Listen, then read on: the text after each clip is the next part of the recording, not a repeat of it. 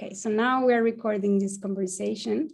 And well, as you know, and research has shown, journalism is facing a lot of struggles, especially to increase funding. So this crisis has come with a lot of technological revolution that is shifting the traditional news consumption to a more digital media environment driven by AI. In this class, journalists are also facing new ways of interacting with the audience for engaging with them and gaining loyalty. So in this sense, we want to understand how we can use AI to create more audience engagement and increase revenue for media organizations. So today we will discuss how journalists are somehow appropriating algorithms for creating engagement with the audience while understanding the impact it has for the public. And today we have amazing guest, Professor Charlie Beckett. He is the founding director of POLIS, the think tank for research and debate around the international journalism and society in the Department of Media and Communication at London School of Economics. And while POLIS runs events for journalists and the public, as well as program fellowships and research. And Charlie leads the POLIS Journalism AI project, and he was the lead commissioner for the London School of Economics Truth, Trust and Technology Commission. And here we also have Uli Koppen. She is head of the AI and Automation Lab at Bavaria Rundfunk, is the public service radio and television broadcaster of Bavaria in Germany. And she's co-leader of VR Data, the investigative data journalist team. And while Uli was also 2019 Nieman Fellow at Harvard and MIT, where she focused her studies on journalism, automation, and algorithmic accountability and reporting. And well, we will also have probably joining us a bit late, Jacob Nelson. He's an assistant professor at Walter Cronkite School of Journalism and Mass Communication at Arizona State University and fellow with Tao Center for Digital Journalism. But before that, I will like to start the conversation asking a bit about on the projects. And I know, Oli, you have multiple projects already running with AI. So if you can share about the use cases that you have in VR Lab that have helped you to engage with the audience already using these technologies. Sure, thanks for this kind introduction, Valeria, and thanks for having me. I have the pleasure to work with 3 teams at Bavarian Broadcasting. It's a data team, it's an investigative team, and it's our AI and automation lab. And as you said, we're in the midst of this journey to use automation and AI for journalism. And we basically use this technology in both fields, like looking at the dark side of AI, investigating it with algorithmic methods, and also looking at what's in there for journalism, using this technology for automated texts, for automated formats like graphics, and also audio, we're working on an audio news briefing. So let me dive more into the product part of that.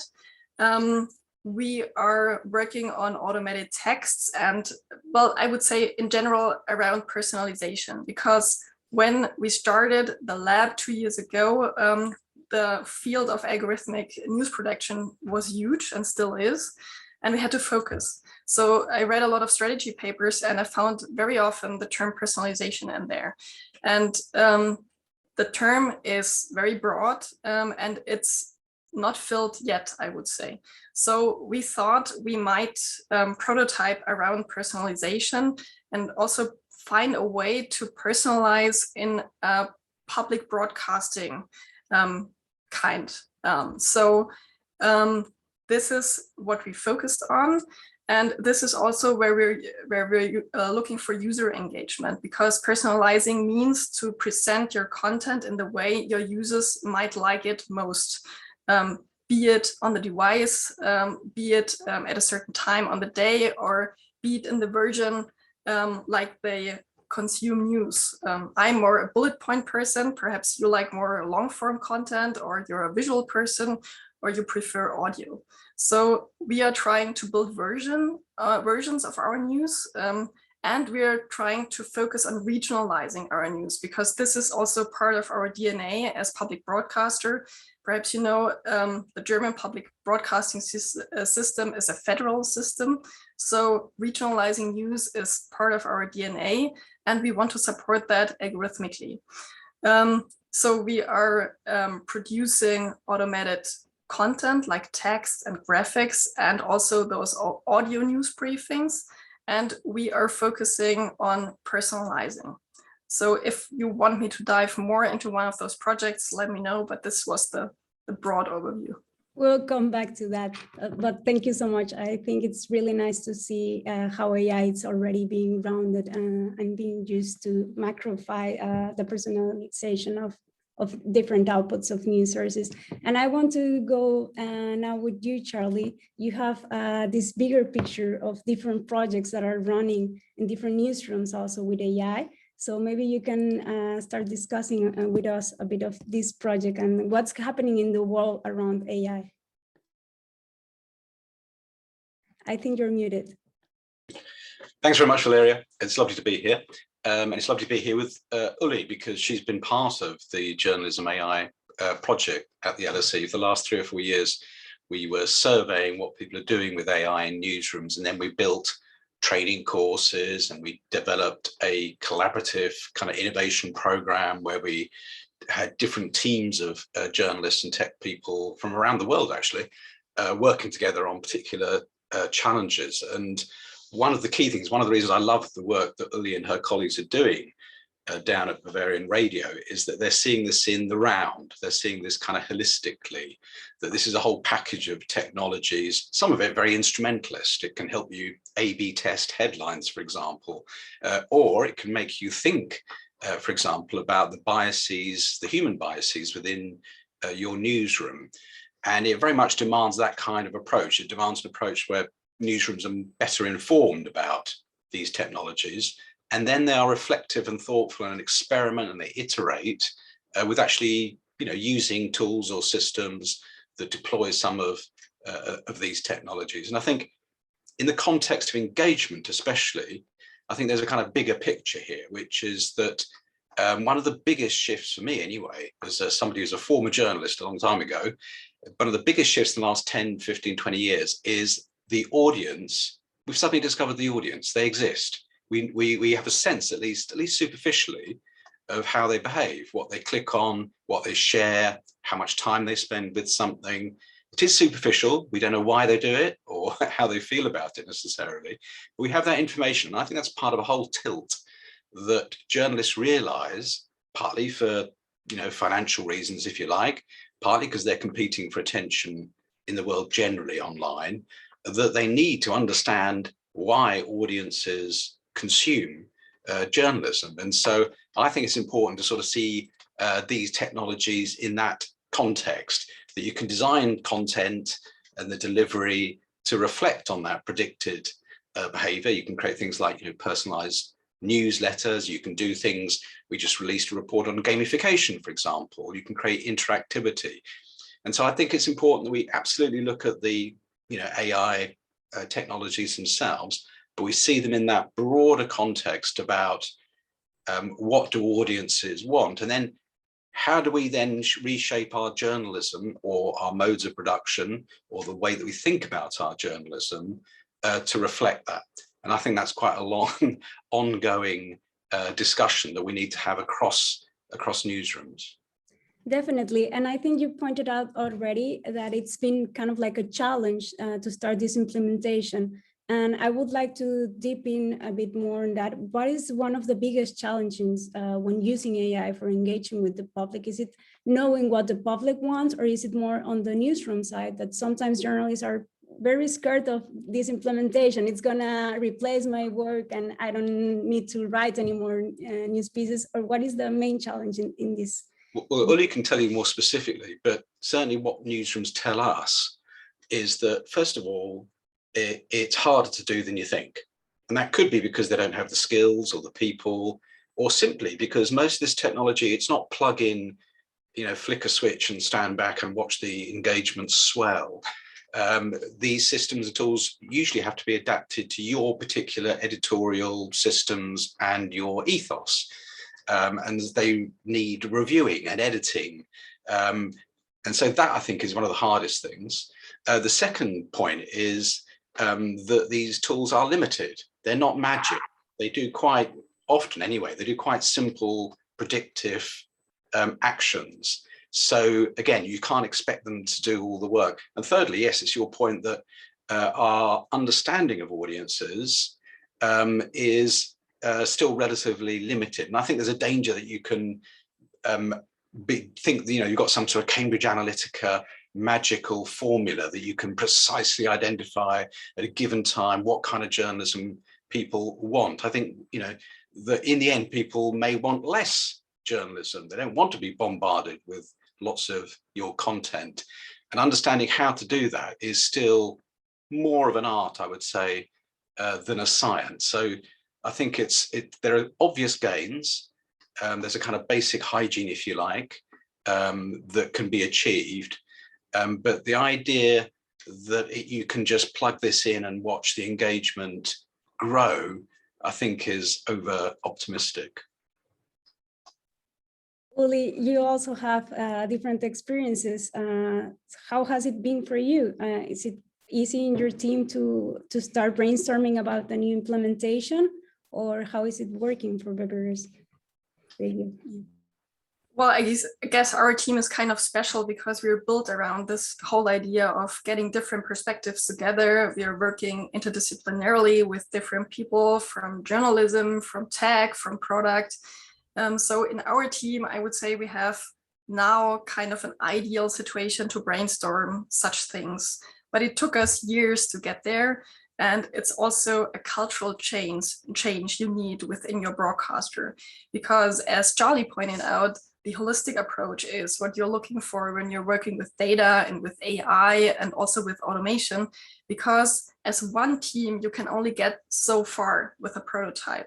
You can't integrate that in the legacy systems you need to really make it shown to the public, to really distribute what you've created. And you need this whole cultural change that you can work over departments together, that you're getting people from tech, from legal, from product together to work on such projects. And such projects also need resources in terms of how can we make our infrastructure more flexible? How can we build new teams with the existing teams? So you also need buy-in by the senior management, which takes time. And which is why we decided to start with small prototypes, that we have something to show to the people in the newsroom and also to senior management, to have a proof of concept that it's really something, what is in there for us, like reaching new audiences, like having new audience engagements, like having new ways to distribute our content, because oftentimes we're also working with the content that's already there. And we are tagging it with algorithmic methods, storing it, and then distributing it with new formats or new products. So to show what's in there, it's great to start small and to start this whole conversation internally, and then get further on step by step, I would say. But to have this holistic approach is, I guess, key in this whole process. And here, I wanted to bring up also something that Charlie mentioned, because I guess that around AI, there are also a lot of different misconceptions around it. So you mentioned that you bring on first a prototype, I guess, to set up like expectations around the team. But I'm wondering, what is one of the biggest misconceptions around it, that it's going to solve everything, or how does it works around the team, the different teams? Well, the most common misconception is that it's only about technology, but it's about more. It's about much more. It's about this cultural change, and it's also about understanding your USP. Like, you translate your mission to a digital world, and then you're looking for tools to support that.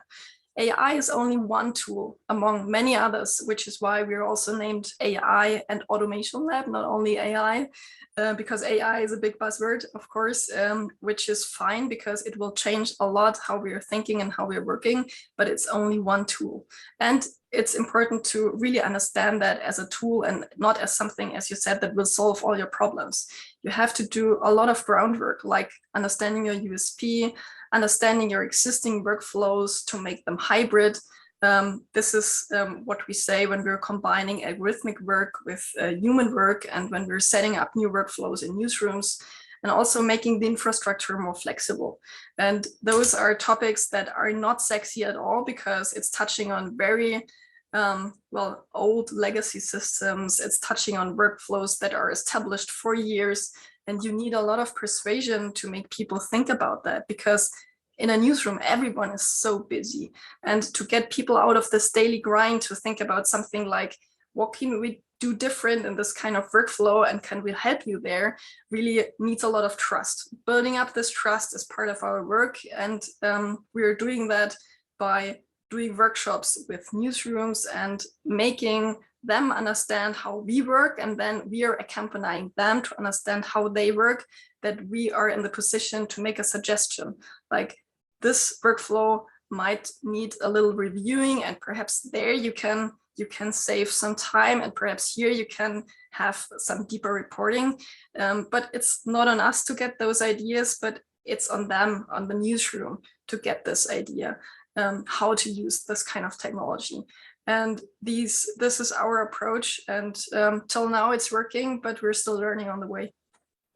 It sounds super interesting and super nice how you're approaching it through different perspectives, and also making them part of the project itself and just constructing together. And now I want to turn on again with you, Charlie. Since AI is a new tool that it's being also developed together with journalists and other stakeholders, there are also some ethical challenge around the use of AI, especially for engaging with the public. So I want to just get about a bit of your knowledge on which type of ethical challenges do you see mostly in AI for news distribution? Yeah, I mean, I actually think there are fewer than you think. At least I think we can sort of compartmentalize them, in the sense that I think there are problems around any technology, especially AI, in terms of privacy, for example, in terms of ownership of the technology, who creates it, and whether it has, we're all familiar with, the inherent potential biases of algorithmic software and so on. That kind of applies to any field. I think where it applies in journalism, in some ways, we're kind of familiar with this, in the sense that it poses editorial choices. So, for example, and some of these choices are familiar from the fact that we went online, and then we started adopting social media. So, for example, if you know that by running certain kinds of headlines or certain kind of content that you're going to get more attention, in other words, clickbait, well, you've got a choice whether you want to do that. Do you want to be a clickbaity news site? In which case, good luck. Some people are successful at that.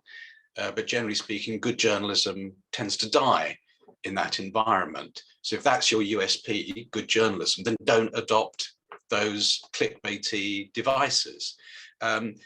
So I think those are the kind of choices that you have to make. You have to make choices about the kind of content that you're going to produce, and also how you're going to do it. What do you expect of your staff? I think there's a kind of ethical question there about whether you're going to support staff so they are enabled to use this technology to augment their journalism, or whether you're just going to get rid of the people who don't adapt. So, and I think these are familiar news organization questions from over time. So I haven't really seen any kind of, unpredictable or kind of wicked ethical issues that have arisen out of this, beyond those kind of more generic questions about, I suppose, quality and editorial standards. And of course, those are terribly important. Yeah, mostly being aware of the choices that you're making and being aware of potential uses of it. And well, in that note, I would like to hear about your recommendations for newsrooms that are willing to interact with new audiences by using AI. I would like to start first with Ole, and then we can follow with you, Charlie, also to hear more recommendations about it. Sure. I guess there is a little bit of repetition in what I'm saying now, what I said before, but I guess the most important thing is to start to think about your USP and what Charlie just said. What are you standing for as a news brand, and what are you standing for in the online world, and how can you translate that? Also, your ethical principles. I agree to Charlie, they're already there, but perhaps sometimes you have to translate some. For example, if you're confronted with automated texts, how do you do about editorial control? How do you help your newsrooms to install editorial control with this kind of workflow? How can you make those workflows safe for a newsroom that is really doing day-to-day work? So those are the questions you have to address when you're starting that. Then it's always good to start small. This is what we know about from design thinking, and which also applies here. So using prototypes to inform your strategy is something that really is good for us, and I guess that might be interesting for others as well. And then looking at the resources in your newsroom is very helpful, especially when you start with a team, because you always have something who is good in programming. You always have something who studies statistics, for example. So to tap into resources that are already there and to build up people that are in the newsroom is crucial, because those people already know the newsroom culture. So only getting people in from other industries is not the way I would recommend to go on. It's a great add-on because you can add other skill sets, other kinds of working to your team, but starting from your own newsroom is also for cultural buy-in the way I would go. I mean, I pick up on what the last point that Uli was making there around, the kind of people in your newsroom. This isn't about, robots being brought in to replace hard-bitten political hacks or, skillful sports writers or photographers and so on. It's about augmenting their work, making them more efficient and effective, because their work is why you exist in the first place. But it does require, a shift in in the nature of journalistic labor. I mean, people like Seth Lewis has been charting this over the last 10, 15, 20 years, the way that, individual journalists themselves are having to work differently. I mean, the fact that journalists are even thinking about engagement now in their own personal lives is remarkable. Journalists didn't used to do that. And now, of course, you don't just need everyone to think about it a bit, but you now have engagement editors, for example. And I think that's going to be really interesting, that we are going to recruit differently. And I agree partly with what Uli says, that you can't just bus in a bunch of people from a data science lab and expect them to transform your business model. But there is a kind of hybrid, which has been fascinating with our Journalism AI project, because we've been working with people who, generally speaking, are like Uli. They're more enthusiastic about the tech, a bit more knowledgeable about the tech. And some of them come from quite different career paths. And it's really creative to see those people interacting. So, data scientist type people, startup type people, are much more used to the idea of collaborating openly. Journalists traditionally have been very individualistic, very competitive and hostile to the idea of working across departmental barriers, never mind working with other organizations. And I think that if journalism is going to address, the fact that it is behind the curve on these tech, it's got to do some shortcuts in terms of bringing different people into the mix, at least. And we are starting to see that. We are starting, if you go and look at the job ad sections for journalism now, they include people who have some kind of tech knowledge, perhaps, or some kind of experience of working more with technologists. And in that sense, I think one of the big challenges for journalism going forward as businesses is, how do you persuade those people to take an interest in journalism? How do you sell journalism as an exciting, interesting place where they're allowed to do innovation, but they're allowed to work with these fascinating people called journalism, doing a kind of public service thing, when many of those people could be earning twice as much if they went off to Google or some fintech startup? So this has got to be worked at. You know, these new forms of working won't happen magically. Journalism has to address them strategically. If I may add here, because Charlie just mentioned it's not easy to win over people from different industries, which is absolutely true. So I'm spending some time of my life to recruit people from different industries to journalism. But what really is the winning argument is purpose.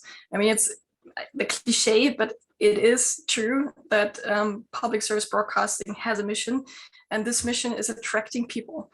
But what we still have to do, this is nothing we can just relax on and say, okay, we have a great mission, so we'll get the right people. We have to build up those pipelines. We have to talk to universities. We have to make people know that there is a career for them in journalism, who might not even know that this might be a possible career path. And then when we have integrated those people, what we have in our team, because we have machine learning experts in our team, we're having people that have never thought about journalism and now they're in journalism. What you have to do then is to make it possible for them to develop further on, because right now we only have career paths for traditional journalists.